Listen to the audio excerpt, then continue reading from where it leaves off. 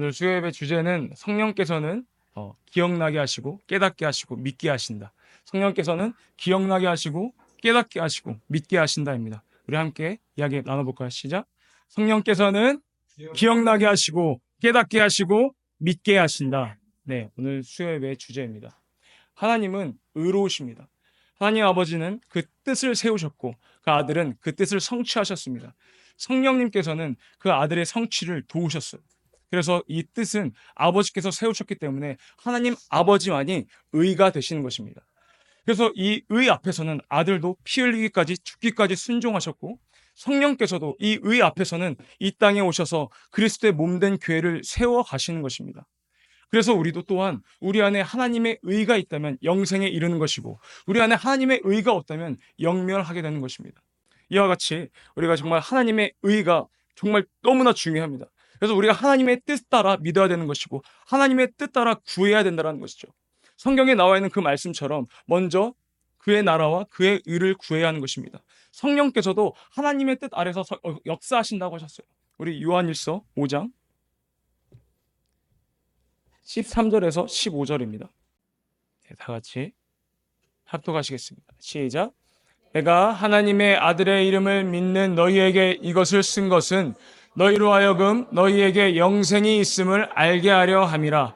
그를 향하여 우리의 가진 바 담대한 것이 이것이니 그의 뜻대로 무엇을 구하면 들으심이라. 우리가 무엇이든지 구하는 바를 들으시는 줄을 안즉 우리가 그에게 구한 그것을 얻은 줄을 또한 아느니라. 아멘. 우리의 신앙생활의 모든 것은 하나님으로부터 말미암아야 되는 것입니다. 우리의 신앙생활의 시작은 하나님으로부터 받은 그 은혜로부터 시작되는 것입니다. 그 은혜로부터. 그래서 교회를 다니면서 종교 생활을 한다면 그것은 영생에 이를 수가 없다는 것이죠. 예수를 믿는다고 하면서 내가 율법에 사로잡혀서 나를 정죄하고 또 남을 정죄한다면 그 법으로 말미암아서 심판의 부활이 기다리고 있다는 것입니다. 그러나 이 오직 은혜로 말미암아서 하나님의 의가 나의 믿음이 되었다면 우리가 구원을 얻고 영생에 이를 수 있게 됐다는 것이죠. 그래서 우리가 반드시 이 첫째 부활에 이르러야 되는 것입니다. 이것을 향하신 모든 분들이 정말 낙원에 들어가서 반드시 첫째 부활에 이르시기를 예수 이름으로 축복합니다. 아멘. 우리는 신앙생활을 하면서 성령의 음성을 들을 줄 알아야 돼요. 성령께서 하시는 그 음성을 귀 기울일 줄 알아야 되는 것입니다. 성령께서 무엇을 말씀하시냐? 자의로 말씀하시는 것이 아니라 들으신 것을 우리에게 전하신다고 하셨어요. 들으신 것을 우리에게 깨닫게 하신다고 하셨어요. 들으신 것을 우리에게 인도하신다고 하신 거예요. 우리 요한복음 16장 13절에서 15절입니다. 13절에서 15절이요. 네, 다 같이 합독하시겠습니다. 시작. 그러나 진리의 성령이 오시면 그가 너희를 모든 진리 가운데로 인도하시리니 그가 자의로 말하지 않고 오직 듣는 것을 말하시며 장래일을 너희에게 알리시리라. 그가 내 영광을 나타내리니 내 것을 가지고 너희에게 알겠음이니라. 무릇 아버지께 있는 것은 다 내 것이라. 그러므로 내가 말하기를 그가 내 것을 가지고 너희에게 알리리라 하였노라. 아멘. 아멘. 들은 것을 우리에게 전하신다고 하셨어요. 성령은. 그 들은 것이 무엇이냐? 바로 진리인 것입니다. 진리. 그래서 성령이 진리의 영이라는 거예요. 이 진리는 예수만이 알고 계시는 지식입니다. 이 진리는 예수만이 알고 계시는 지식이에요. 예수만이 유일하게 알고 계시는 지식. 그것이 무엇이 있을까요? 하나님, 아버지에 대한 지식이라는 거예요. 아버지 품속에 있는 그 독생하신 아들만이 그 아버지를 보았고 그 아들만이 아버지를 안다라는 것입니다. 그래서 이 진리는 예수만이 알고 계시는 그 지식, 그것이 바로 아버지를 알고 있는 그 지식을 말하는 것입니다. 그래서 이 진리로 말미암아서 예수가 자신을 뭐라고 했어요? 내가 곧 길이요 진리요 생명이니 나로 말미암지 않고는 아버지께로 올 자가 없느니라 라고 말씀하셨어요. 예수께서 길이라고 하시고 본인을 진리라고 하시고 생명이라고 하셨습니다. 길이라는 것은 빛이라는 의미가 있어요. 빛. 그리고 진리라는 것은 참, 변치 않는 유일한 예수만이 알고 있는 지식, 그것이 바로 진리인 것입니다. 생명은 영생을 이야기하는 거예요. 그래서 이것을 바꿔 얘기하면 예수 안에 없으면, 예수 안에 내가 들어가 있지 않다면 어둠 속에서 길을 잃은 상태로 거짓에게 속아서 사망 가운데 있게 된다는 것입니다. 어둠 속에서 거짓에게 속아서 사망 가운데 있게 된다는 것이에요. 이것이 무엇입니까? 우리가 아담 아래에 있는 모든 전 인류의 죄값이에요. 죄값. 우리가 죄값을 치러야 될 것들이에요. 우리가 죄값을 치러야 할 것들이에요. 그런데 예수께서 오셔서 우리의 죄값을 대신 치르셨습니다. 대속하셨습니다. 그래서 우리가 속죄함을 입게 속죄함을 입게 된 것입니다. 할렐루야.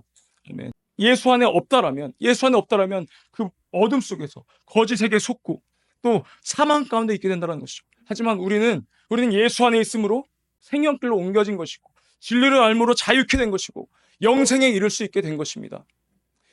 침례 요한이 예수를 뭐라고 했나요? 예수가 지나가는 것을 보고 세상 죄를 지고 가는 하나님의 어린 양이다 라고 말했습니다. 요한복음 1장 29절입니다. 1장 29절이요. 네, 다 같이 합독하시겠습니다. 시작. 이튿날 요한이 예수께서 자기에게 나아오심을 보고 가로되 보라, 세상 죄를 지고 가는 하나님의 어린 양이로다. 아멘. 구약 시대는 실상에 대한 비유이고 예표이고 그리고 모형이라고 했습니다. 실상에 대한 예표이고 비유이고 모형이라고 했어요. 하나님의 어린 양. 그때 이 구약 시대 어린 양을 뭘로 사용했죠? 제물로 사용했습니다. 제물로. 그러니까 율법에 의해서 계명에 의해서 죄를 지은 죄인이 내가 죄값을 치러야 되는데 그 죄값이 죽음인데 내 목숨인데 내가 죄값을 치를 수 없기 때문에 나의 죄를 이 제물에게 전가시키는 것입니다. 구약 시대. 그래서 전가시켰던 그 동물을 제물로 바치는 거예요. 그래서 동물을 데리고 어디로 들어가요? 성전으로 들어갑니다. 성전 안에 성막이 있어요. 거기에 제사장이 있으므로 제사장에게 그 제물을 줌으로써 나의 죄를 사해달라고 제사를 드리게끔 요청하는 것입니다. 그때 제사장이 성막에 그 동물을 데리고 들어가서 제사를 지내는 거예요. 그게 바로 속죄제입니다. 속죄제. 이 제물이 바로 속죄 제물이에요. 하나님의 어린 양, 속죄 제물로 이곳에 오셨다라는 것입니다. 이것이 제사가 다 끝난다고 끝이 아니라 제사장이 다 끝나고 나서 그 제물의 피가 다 쏟고 나서 공표를 했었어야 했어요. 이 죄인은 이제 죄가 없다라고 말하는 그 순간 그 죄인의 죄가 사라지는 것입니다. 이것이 뭐예요? 예수께서 오셔서 할 예표입니다. 예수께서 감당해야 할 일에 대한 예표인 거예요.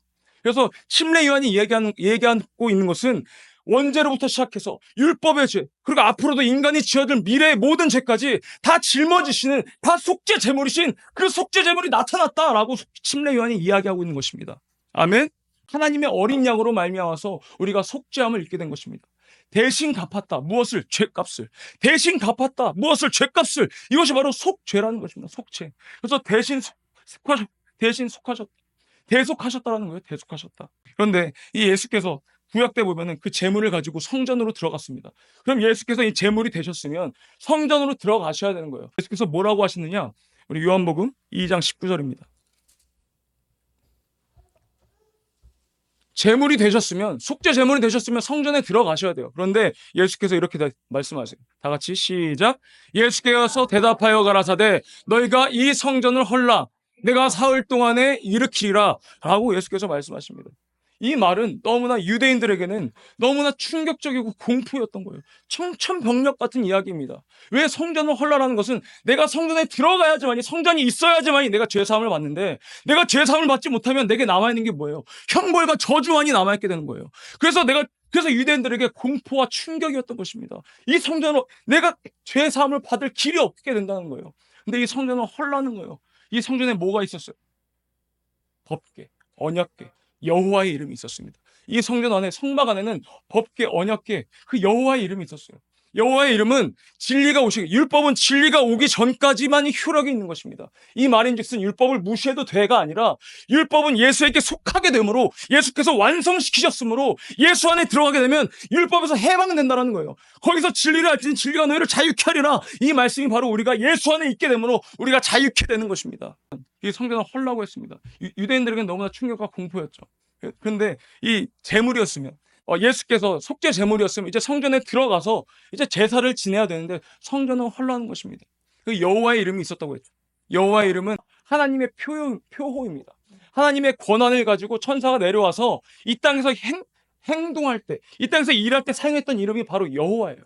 그래서 하나님이 만약에 그때 구약시대 때 나타나셨다면 이 세상에 있는 모든 인류들은 다 종말이 되었어요. 다 멸망했었어요. 왜냐? 하나님은 의로우신 분이시고 공의의 하나님이시기 때문이에요. 죄가 있는 곳에, 죄가 있는 세상에 오시면 죄가 있는 곳에 반드시 형벌이 내려져야 되는 것입니다. 그러면 모두가 다 저주받고 죽었어야 됐었어요. 근데 그것이 아니라 모세 앞에 나타났던, 아브라함 앞에 나타났던, 야곱 앞에 나타났던, 구약시대 때 나타났던 그 하나님은 하나님의 이름을 가지고 온 천사였던 것입니다. 천사. 그래서 이것을 헐라는 거예요. 이제 이 성전을 헐고 내가 사흘 동안에 일으키리라. 예수께서 이렇게 말씀하십니다. 왜 사흘 동안에? 왜 사흘 동안에 일으키느냐? 지금 당장 이 성전을 일으키시는 것이 아니라 왜 사흘 동안에 일으키시냐? 사흘 만에 죽었다가 부활하시기 때문입니다. 부활하실 때 그때 하나님의 이름이신 모든 이름 위에 뛰어난 이름을 그때 주시기 때문이에요. 그때 그 이름이 예수 안에 있으므로 예수가 성전이 되기 때문입니다. 그래서 예수께서 내가 성전을 일으키라라고 내가 성전이 되니 나한테 와서 죄의 문제를 해결받아 라고 예수께서 말씀하시는 것입니다. 그래서 예수 외에는 길이 없고 예수가 길이요 진리요 생명이라는 것이죠. 그래서 요한복음 2장 21절 22절 보겠습니다. 네, 요한복음 2장 21절 22절 시작. 그러나 예수는 성전된 자기 육체를 가리켜 말씀하신 것이라. 죽은 자 가운데서 살아나신 후에야 제자들이 이 말씀하신 것을 기억하고 성경과 및 예수의 하신 말씀을 믿었더라. 아멘. 이게 바로 성령의 역사입니다. 예수께서 죽으시고 우리에게 성령을 보내주셨어요. 마지막 구절에 보면 성경과 기억하고 말씀하신 것을 기억하게 하고 성경과 및 예수의 하신 말씀을 믿게 하신 것입니다. 그러니까 기억하게 하고 깨닫게 하고 믿게 하신 것이 바로 성령의 역사라는 것이죠. 우리 빌립보서 2장 8절과 9절 말씀 보겠습니다. 앞에서 말씀드렸던 것 다 합독하시겠습니다. 시작. 사람의 모양으로 나타나셨음에 자기를 낮추시고 죽기까지 복종하셨으니 곧 십자가에 죽으심이라. 이러므로 하나님이 그를 지극히 높여 모든 이름 위에 뛰어난 이름을 주사.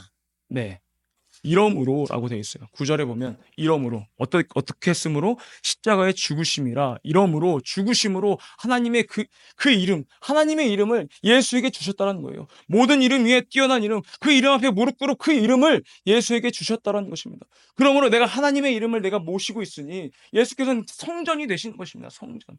그래서 사흘 만에 내가 일으키리라 했던 그 말씀이 바로 이 제자들이 나중에 깨닫게 됐다는 것이죠. 예수께서 말씀하신 것이 이런 거구나 라고 깨닫게 됐다는 거예요. 다시 한번 요한복음 2장